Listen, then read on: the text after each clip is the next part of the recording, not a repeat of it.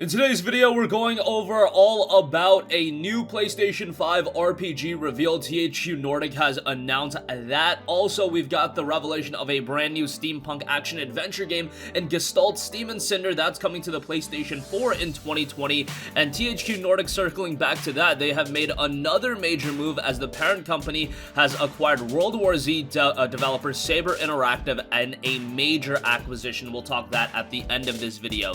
But first up, a full-blown Gothic remake has been announced for PlayStation 5. Following the release of the playable teaser, THQ Nordic has announced that it's established a brand new studio in Barcelona to revive cult classic Gothic for the PlayStation 5. The aforementioned demo was given away for free on Steam, and players were encouraged to complete a survey to help determine the viability of a full-scale revival. I'll talk about that demo in just a second, but almost 95% of respondents were in favor of a follow-up.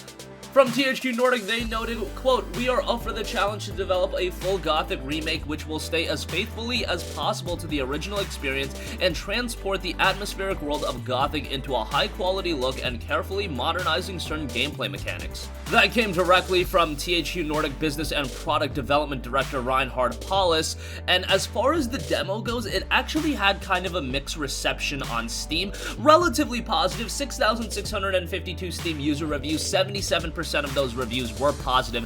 Visually, the game looks stunning, and obviously with a full-blown production for a PlayStation 5 game, those visuals are just gonna get better, and them establishing a brand new studio in Barcelona to helm the development of this game, that says a lot about where they view this game in their totem pole in terms of the big projects they're creating. If they're willing to establish a new studio for it, I think that says a lot. As far as the Gothic playable teaser goes, again, it is a free download on Steam, at least it was a free download on Steam, and it notes, "The kingdom of Mirtana has been invaded by an implacable horde of orcs. King Robartun, in need of a large quantity of magical ore in order to forge powerful weapons, operates the mines with all available prisoners. To prevent them from escaping, the monarch asks his best magicians to create a magical barrier, but something goes wrong, the magic gets out of control, and a mutiny turns the mines into a wild territory now controlled by the most violent prisoners. The king is forced to negotiate with new owners while the tension between the different factions of the mines increases.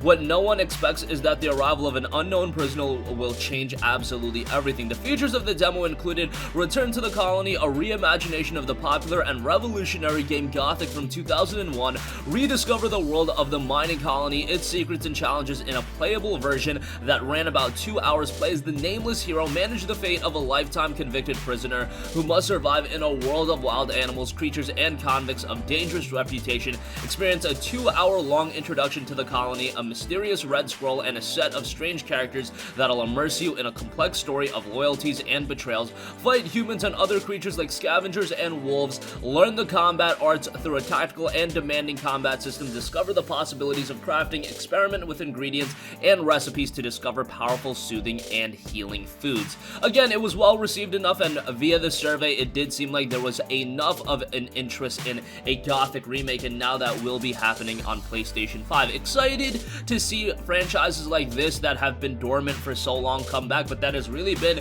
the name of the game when it comes to THQ Nordic. They either remaster a lot of games, or in this case, they're taking an old IP that has been dormant for so long, and they're completely remaking it into a big budget PlayStation 5 RPG. To give you guys an idea, Gothic 1 was very, very well received. That game on Steam has a very positive reception, and it's got an 81 on Metacritic, and I think there's a huge attachment to that franchise. So if they do make a remake, if they can cater towards the people that have played Gothic in the past, that's great. However, you are talking about catering to a new audience as well, because just on the basis of this game surely being a big budget RPG, it's going to have a significant amount of interest from the get-go, so you have to kind of cater to two different audiences, and it is going to be a tale of two different games, because how do you manage catering towards those people that have played Gothic for so long, but also assuredly catering towards those people that are definitely going to be playing it for the first time, especially if it's a full-on remake where anyone can jump in,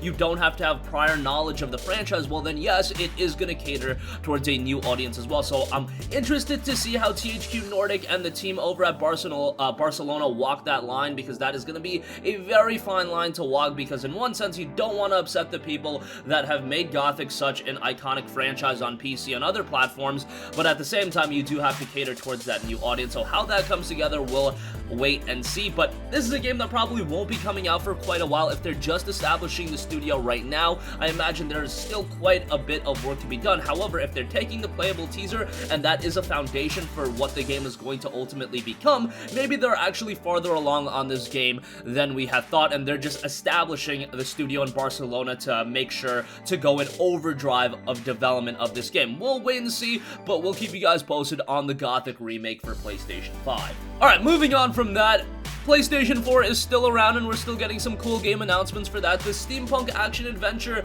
title in Gestalt, Steam, and Cinder is coming to PlayStation 4 and Xbox One, Switch, and PC in 2020.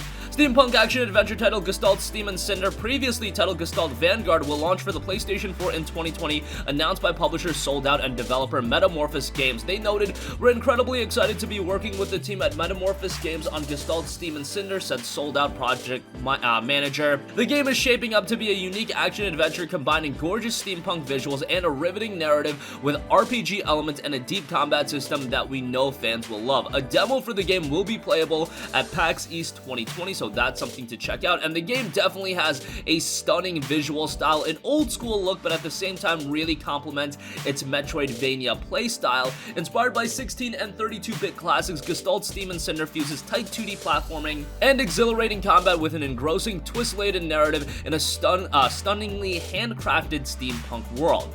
The game's key features tout mesmerizing art. There's a vast and stunningly handcrafted steampunk world, from the thriving cities and the sprawling scrap sea, all embellished with spectacular animations and gorgeous backdrops. And I can say that the backdrops look absolutely stunning. You guys are seeing the game in action right now, and you can probably concede as well. If you're a fan of the old school game design, this is one of the best that I've come across. Nuanced combat style, unleash her inner power, grow stronger, and engage in deep and varied combat, mastering a range of melee combos and range revolver attacks in uncompromising action. A riveting narrative as well. Encounter a vibrant cast of characters and explore Canaan's districts in an intertwining narrative filled with conspiracy-laden intrigue, NPCs, optional side quests, and choice-driven dialogue, and you'll be able to grow your skills, gain experience, and craft new abilities to tap into the mysterious power dwelling within as you discover new areas, smash through secret paths, and take on the Steam City's toughest enemies and shape your fate. Make decisions that will shape the fates of your character and other characters you'll meet along the way. So again, that'll be out sometime in 2020. And if you're a fan of Metroidvania titles, definitely one to keep your eyes on.